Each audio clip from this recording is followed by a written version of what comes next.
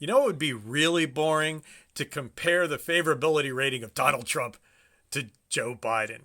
It's boring AF politics, so prepare to hit the snooze button. Okay, here we go. Trump, favorable versus unfavorable. What I got here is 538.com's average of polls, right? And they're showing the polling average where polls have asked, do you have a favorable or unfavorable opinion to Donald Trump? And we see that an average in all these polls of late, the average is at 53% unfavorable to 42% favorable, a 10.5% gap. Wow, okay, he's underwater, but Joe Biden is underwater more, right? Joe Biden has 55.3% of people saying he's unfavorable, they have an unfavorable view, compared to around 40%, right? So this is a problem for Biden, right? Also, let's go back to Trump and notice the trend line, right? Trump peaked sometime around July with an 18% gap, but it's closed. Biden, he has been staying just rock steady throughout this past year. So the question is, will the campaigns change this at all? What direction will they go? Okay, so that's the minute and 30-second reel for Instagram and other things there. A little more extended view of this. Look, favorability, couple things. Will the campaigns change the favorabilities? Right? They could probably hurt people. It's hard to imagine, though. I think we have a lot of set views, although clearly Donald Trump has been moving around lately. The other thing is favorability and voting aren't the same thing. And you have to ask yourself, is there a difference in the favorable or unfavorable view someone has of Trump and their intention or disinclination to vote for him as opposed to Biden, right? Is it the case that amongst Republicans there's a closer fit between having a favorable view and intending to vote than there is amongst Democrats, right? And or we should say independents who might vote, right? Because this is a big thing. And it might be the case that, there is a greater and you almost want to say that amongst Trump supporters, they really seem to be invested and love the guy. And amongst Democrats, they're like, yeah, we don't like Biden. We're going to vote for him. And anecdotally, we see that. The question is, does that pan out? Because if you're going to take a political science view of this, you get a hunch like that, it becomes a hypothesis, right?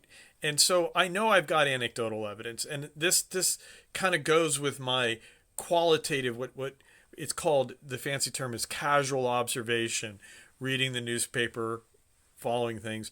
But then you want to dig down on it and ask, all right, is that the case, right? Is it the case that amongst the Democrats and Democrat leaning and true independents, they're they don't care, right? They don't like this guy.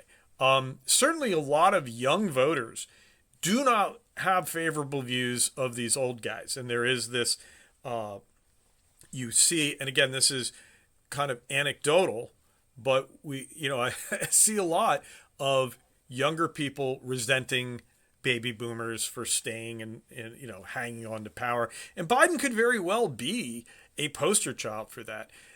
There's also, God help me for saying Gaza, but there's a huge pushback on a few issues with him. Now, those folks might not, they may have an unfavorable view, and they may maintain an unfavorable view of Biden. He ain't going to stop being a baby boomer. He ain't going to get younger, and they might nevertheless vote for him. Of course, we do go to that question of that motivation, that turnout. So the campaign, and this is where campaigns come in, they make it not just about a choice between the two persons, but policy issues and that sort of thing. And so the role that things like immigration play and abortion, right, that is going to contextualize a vote beyond whether or not they have people favor one candidate or another.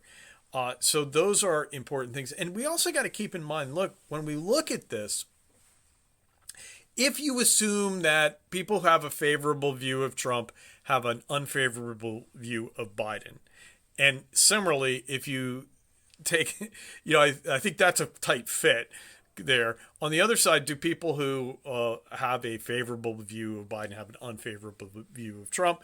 Probably. I think we're pretty polarized, right? And but in the gap there, right? There's probably this 10% gap that has of people, this slice of people who have an unfavorable view of both. And guess what? They're the people who are going to decide the election, especially in the swing states, right? Because remember, it comes down. It comes down to people in a select number of states. And one problem we have with all these polls that we're looking at here, they tend to be national and they cast this wide net. So these are some things that I think also we got to keep in mind as we look at this issue going on. So if you have something you want to look at, or you want to, tell me I'm wrong, leave a comment. Go see our studyingpolitics.org website. And thank you if you're still here. Thank you for making it this far.